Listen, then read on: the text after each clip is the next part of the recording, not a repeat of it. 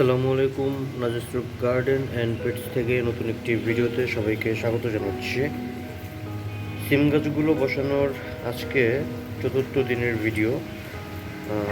মাশাল্লাহ গাছগুলো কিন্তু ভালোই বড় হয়ে গেছে।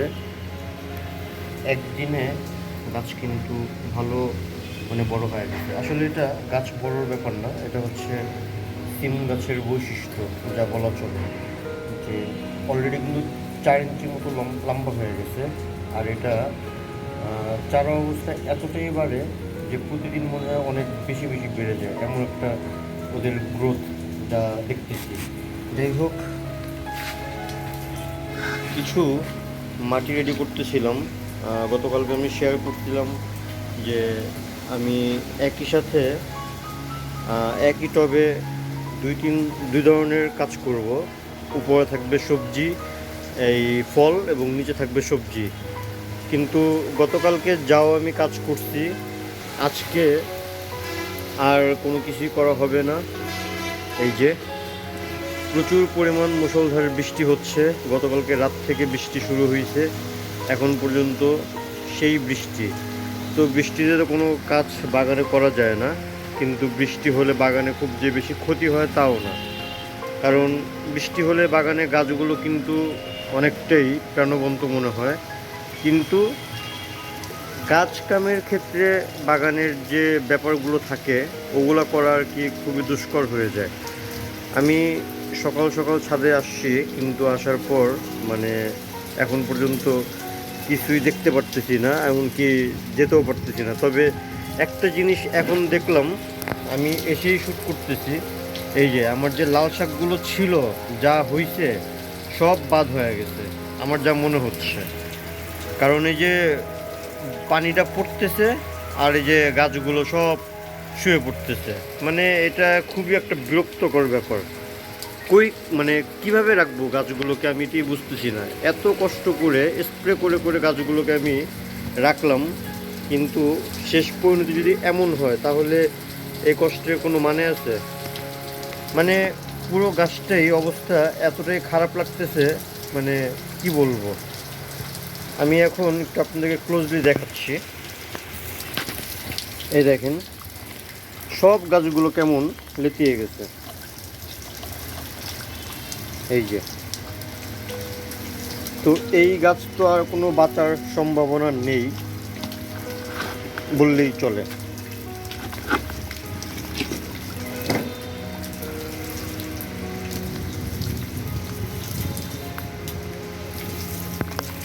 খুবই বাজে অবস্থা।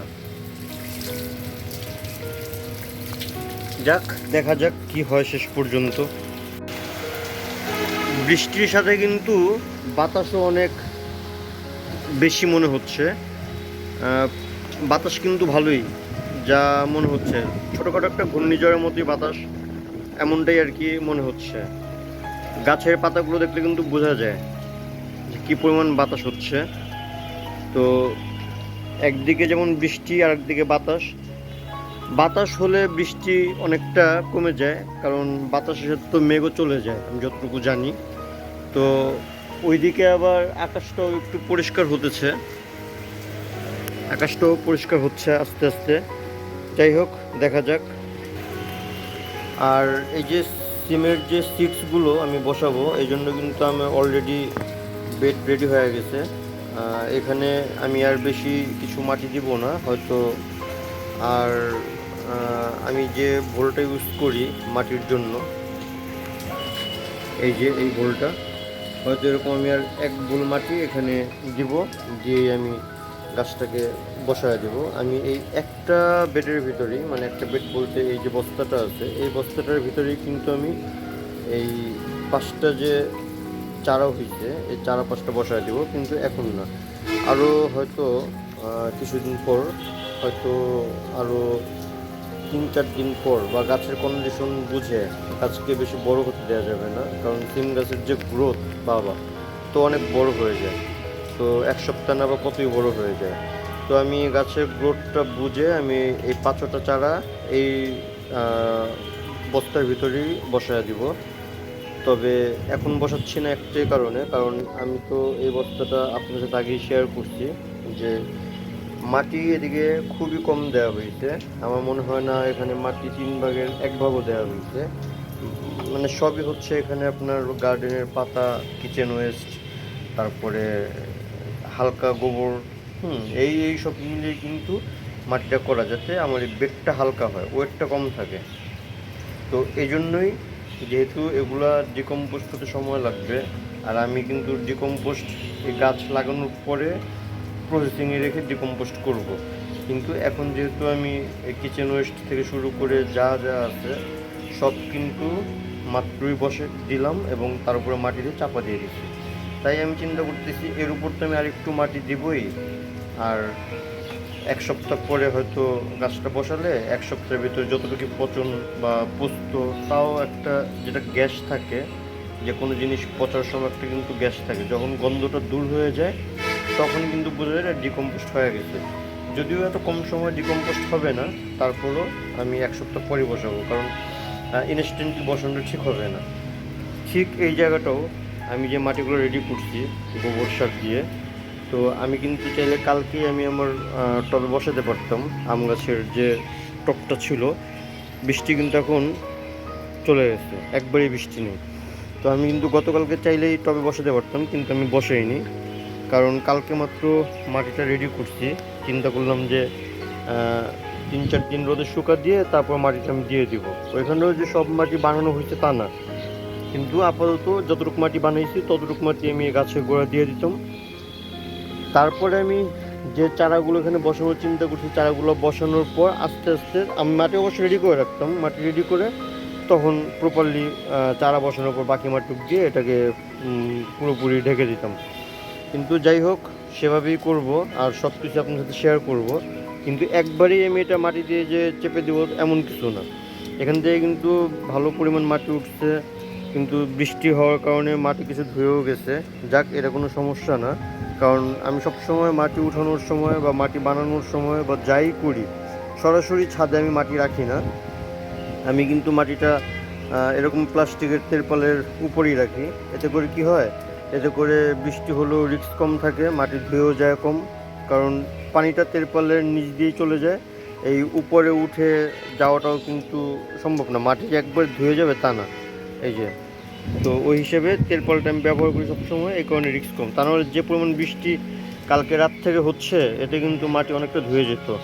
আর এই যে এখানে যে আমি মাটিটা বানায় রাখছি, মাটিগুলোর যে এই অবস্থা হয়েছে, এটা হওয়ার পিছনে একটা কারণ হচ্ছে, এটা সকালবেলা পাখিতে করে, পাখি এসে এগুলোর ভিতরে হয়তো যে পোকা টোকা হয়, কারণ একেবারে নতুন মাটি তো, পোকা হওয়ার কারণে দেখা যায় পাখি এসে পোকাগুলো খাওয়ার কারণে এই অবস্থা হয়, এছাড়া কিছুই না। তো ওগুলো সম্ভবত গুছানোই ছিল, কালকে আমি বউকে বলে গেছিলাম গুছিয়ে রাখতে। তো যাই হোক, ওগুলো আবার ঝাড়ু দিলে ঠিক হয়ে যাবে।